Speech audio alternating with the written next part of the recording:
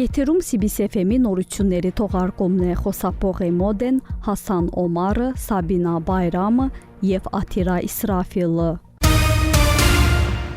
Մարտի 13-ին Ադրբեջանի նախագահ Իլհամ Ալիևը հանդիպել է Ալբանիայի նախագահ Բայրամ Բեգայի հետ։ Հանդիպանը Բայրամ Բեգայը նշել է, որ Ադրբեջանը և Ալբանիան հաջողությամբ համագործակցում են քաղաքական, առևտրային, տնտեսական, էներգետիկ, զբոսաշրջության և այլ ոլորտներում։ Ընդգծել է թափ նախագծի կարևորությունը և գոհունակություն հայտնել Ալբանիայի գազաֆիկացման գործում Ադրբեջանի մասնակցության կապակցությամբ։ Իլհամ Ալիևը ընդգծել է Ադրբեջանի և Ալբանիայի միջև բարեկամական հարաբերությունների առկայությունը, նշել էներգետիկ համագործակցության հաջող զարգացումը և Ադրբեջանի մասնակցությունը այս երկրի գազամատակարարման նախագծում։ Զրույցի ընթացքում մտքերի փոխանակություն է տեղի ունեցել համագործակցության և երկկողմ օրակարգի հարցերի շուրջ։ Կողմերը նշել են Բաքվի 12-րդ գլոբալ ֆորումի կարևորությունը միջազգային արդի հարցերի քննարկման տեսանկյունից։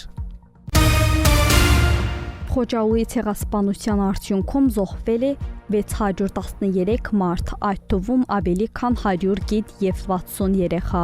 բայց մենք պետք է նայենք ապագային։ Այս մասին նախագահ Իլհամ Ալիևը հայտարարել է Բաքվի 12-րդ գլոբալ ֆորումի բացման արարողության ժամանակ իր ելույթում։ Մենք պետք է խաղաղություն հաստատենք Հարավային Կովկասում, ասել է պետության ղեկավարը, նշելով, որ Ադրբեջանը հավատարիմ է խաղաղ գործընթացին և փաստորեն հանդիսանում է խաղաղության համաձայնագրի հեղինակը։ Նրա խոսքով, ներկայումս քննարկումներ են ընթանում Հայաստանի և Ադրբեջանի միջև խաղաղ պայմանագրի շուրջ, որի կետերի մեծ մասն արդեն համաձայնեցված է։ Երբ խոսքը վերաբերում է Հայաստան-Ադրբեջան գործընթացին, մենք չենք կարող և չենք մոռանա օկուպացիայի տարիները։ Այս մասին հայտարարել է նախագահ Իլհամ Ալիևը ելույթ ունենալով Բաքվի 12-րդ գլոբալ ֆորումի բացման արարողության ժամանակ։ Մենք գիտենք, թե ինչ տառապանքներ է կրել ադրբեջանական ժողովուրդը, ինչ վնաս է մեզ պատճառել Հայաստանի ագրեսիան։ Մենք տեսնում ենք մեր ազատագրված տարածքներում բարբարոսության աստիճանը։ Ամբողջ քաղաքներ ու գյուղեր հողին են հավասարեցվել։ Նրանք ավերել են 65 մզկիթ, ասել է պետության ղեկավարը։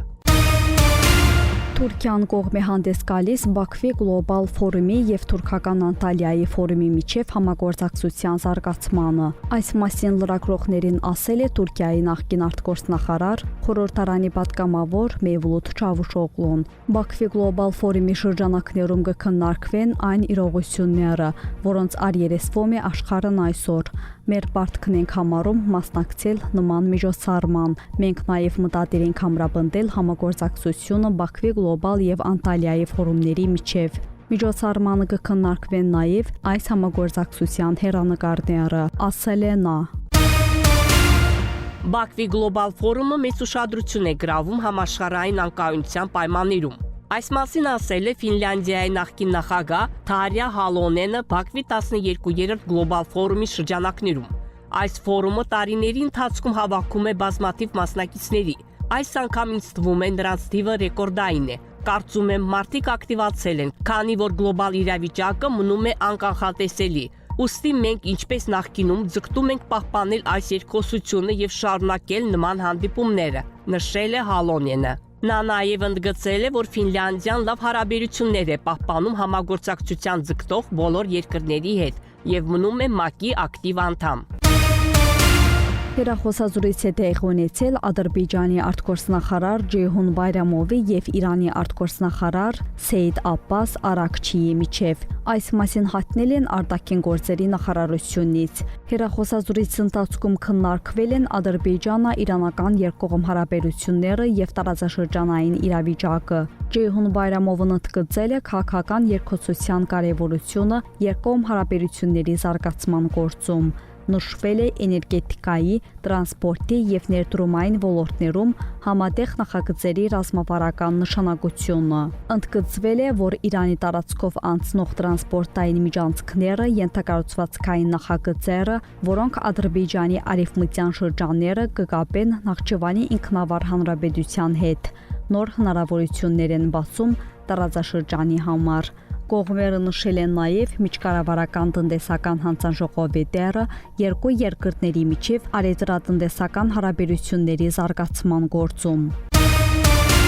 Ժնևում կայացել է Մարդու իրավունքների ազգային ինստիտուտների գլոբալ դաշինքի տարեկան համաժողովը, նվիրված գենդերային հավասարության հարցերին։ Միջոցառմանը տեսաուղերձով հանդես է եկել կանանց նկատմամբ խտրականության վերացման կոմիտեի անդամ Էլգյուն Սաֆարովը։ Իր ելույթում Սաֆարովն ընդգծել է, որ ժամանակակից հակամարտությունները լուրջ ազդեցություն են գործում կանանց իրավունքների պաշտպանության վրա։ Նա խոսել է ականներից տուժած խաղաղ բնակչության ճակատագրի, գերիների ու անհայտ կորածների խնդիրների մասին, հատկապես կանանց ու երեխաների շրջանում։ Նա նաև նշել է կայուն զարգացման նպատակներին հասնելու, գենդերային հավասարության ապահովման և մարդու իրավունքների պաշտպանության կարևորությունը։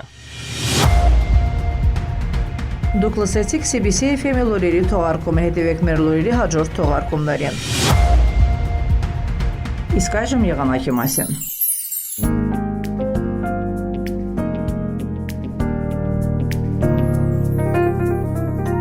Բաքվում եւ Աբշարոնի թերակղզում սպասում է փոփոխական անպամատություն առանց ձեղումների եղանակ կդիտվի մառախող քամին հարավարևելյան։ Օդի ջերմաստիճանը գիշերը կազմի 3-7 աստիճան տաքություն, ցերեկը 13-18 աստիճան։ Ադրբեջանի մարզերում սպասում է հիմնականում առանց ձեղումների եղանակ առանձին վայրերում կդիտվի մառախող։ Օդի ջերմաստիճանը գիշերը կկազմի 4-9 աստիճան տաքություն, ցերեկը 20-25 աստիճան։ Լեռներում գիշերը 2-7 աստիճան տաքություն, ցերեկը 12-17 աստիճան տաքություն։ Շուշայում, Խոջալույում, Խոջավեննում Քենիում սպասում է 7-10, Աղդամում, Ֆիզուլիում 8-12 աստիճան տաքություն, Ջեբրայիլում, Զանգիլանում, Գուբատլիում 5-8, Իսլաչինում եւ Քելբաջարում 4-9 աստիճան տաքություն։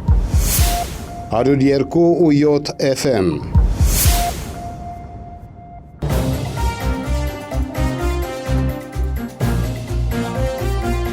Եթերում CBC FM ռադիոկայանի հայկական ծառայությունն է։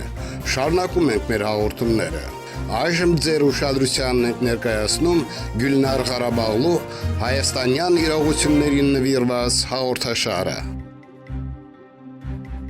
Հայաստանի վարչապետ Նիկոլ Փաշինյանի թուրքական լրատվամիջոցներին տված հարցազրույցը մեծ զայրույթ է առաջացրել հայ հասարակության շրջանում։ Ըստ հայկական զլմների, թուրքական լրատվամիջոցների ներկայացուցիչները Փաշինյանից հարցազրույց վերցնելու համար Հայաստան են ժամանել հայկական կողմի նախաձեռնությամբ եւ Հայաստանի պետական բյուջեի միջոցներով։ Թուրքական տաս լրատվամիջոցների ներկայացուցիչները երրորդյա այցի շրջանակներում հարցազրույցներ ու քննարկումներ են ունեցել վարչապետի մի շարք այլ պաշտոնյաների, ինչպես նաեւ փորձագիտական հանրույթի ներկայացուցիչների հետ։ Մինչդեռ Փաշինյանի սունքայլը հայ հասարակության շրջանում չգնահատվեց։ Թուրք լրատվամիջոցների ներկայացուցիչներին մեր վարչապետը ինչ ասելիք ունի ըստ ձեզ։ Ինքը բոլորին էլ ասելիք ունի ըստ ինձ։ Միայն լսողը պետք է հասկանա իր ասածները ու ճիշտ են։ Ինչ իմանամ այ բալաջան Նիկոլն իր հերթին, ժողովուրդն իր հերթին չեմ կարող ոչինչ ասեմ։ Ինչա ուզում ես նստացնել տաս։ Դե ինչ ասեմ, թուրքերի հետ ինքը գնում է չայել է խմում, Ղարաբաղը տվել է, գնացել է, նստել է չայել է խմում, ապարում է, ուրախանում է, իր բարեկամներն։ Ինձ թվում է Նիկոլ Փաշինյանը Հայաստանի հաշվին կարող է արդեն ինչ ասես կարող անի հանուն թուրքերը էլի Նիկոլ Փաշինյանից ամեն ինչ սպասելի է եթե նա կատարի ածու թուրքերի համար։ Ուղղակի քաղաքացիները պետք է հասկանան, որ այսքան հարկերի բարձրացումը եւ այլն նաեւ գնում է արդեն թուրքերի սպասարկմանը։ Ինչպես տեսնում ենք, հարցվածների կարծիքները բաժանվում են։ Ոմանք վարչապետին մեղադրում են դավաճանության, մյուսները, ինչպես իրենք են ասում, հիմա Նիկոլ Փաշինյանը թուրք պաշտոնյա է եւ Հայաստանի պետական բյուջեի հաշվին թուրքական լրատվամիջոցներին հարցազրույց է տալիս։ Հայաստանի կառավարությունն էլ իր հերթին հայտարարել է, որ այդ կերպ փորձում են Թուրքիայի հանրությանը հնարավորինս ուղիղ եւ հանգամանալից ներկայացնել տարածաշրջանում կայուն խաղաղության հաստատման, Թուրքիա-Հայաստան հարաբերությունների կարգավորման վերաբերյալ Հայաստանի մոտեցումները։ 102.7 FM